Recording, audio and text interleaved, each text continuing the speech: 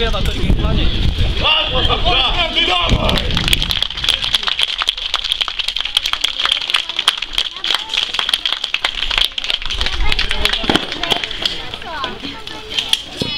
Štai taip, viduramžiais būdavo mokama gerų manierų. Prašom, galite pamėginti mano šalmą užsidėti. Pasiūstite visiems, kurie čia sėdė.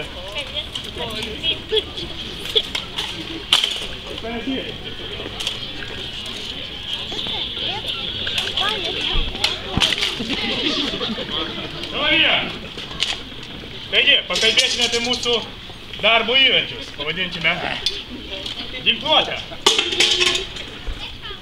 Taigi, vienarankis kalavijas viduramžiais buvo laikomas riteriškumo simboliu, mat tik kilmingas ir turtingas riteris galėjo tokį sau leisti įsigyti. Geras kalavijas buvo velniškai brangus.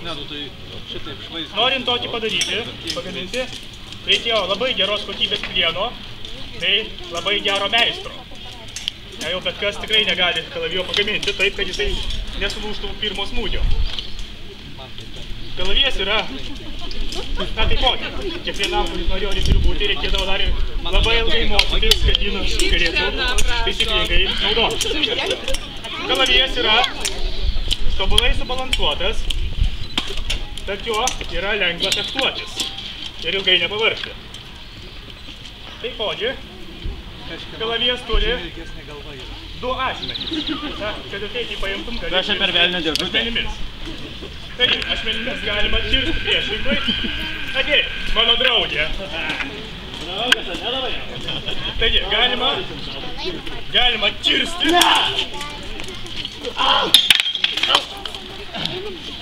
Beveik išgyvenau. Taipogi, kalavijas turi aštrų smaigalį, kuriuo galima priešininką pasmeigti. Ir galiausiai, mūšio metu ašmenys būdavo labai aštriai išgalasi. Tad galima perpjauti jam gerklę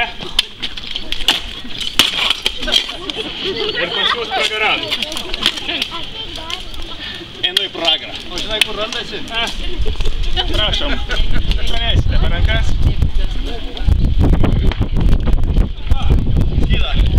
Mano draugas pametė kirvį.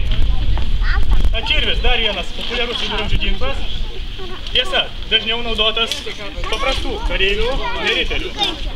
Kitaip nei kalavijas, kirvis yra gana pigus. Kiekvienas kaimo kalvis gali nukalti kirvio galvą. Taipogi kiekvienas vyras, kuris moka kapoti malkas, gali nukapoti ir priešininkui kojas. Na, tačiau, kitaip nei kirvis, kuris naudojamas kaip įrankis, kovos kirvis turi štai tokią barzdą, su kuria galima, pavyzdžiui, užkabinti priešininko skydą, jį nutraukti ir duoti priešininkui dantis. O be dantų jis nebegalės įkąsti. Jeigu labai pasiseka, galima užkabinti priešininko koją, pargriauti ir pribaigti. Dieve, pasičiak iš čia. Na ir galiausiai, jeigu priešininkas jūs puola,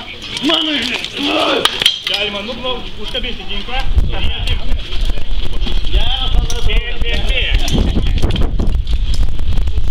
Prašom.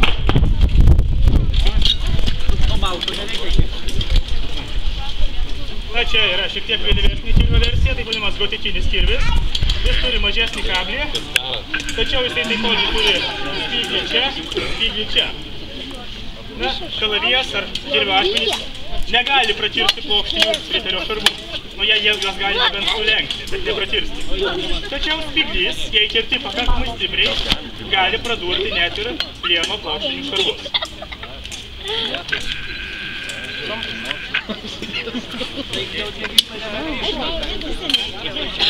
Čia į metalo laužą. Čia matome dvi versijas. Kertamasis kalavijas atrodo vadinamas, na, angliškai sakoma palčio. Lietuviai per daug nesivarino išgalvoti kažkokių savo pavadinimų. Lietuviško žodžio kaip ir neturime. Na, tai yra toks kaip ir kirvio ir kalavijo mišinys. Jis vis dar yra sąlyginai balansuotas, tačiau jo svoris yra sukoncentruotas gale, kad būtų galima atlikti stipresnį čirtį. Na, čia matome dar tiesta piršto apsauga. Čia. Labai jau rimtai.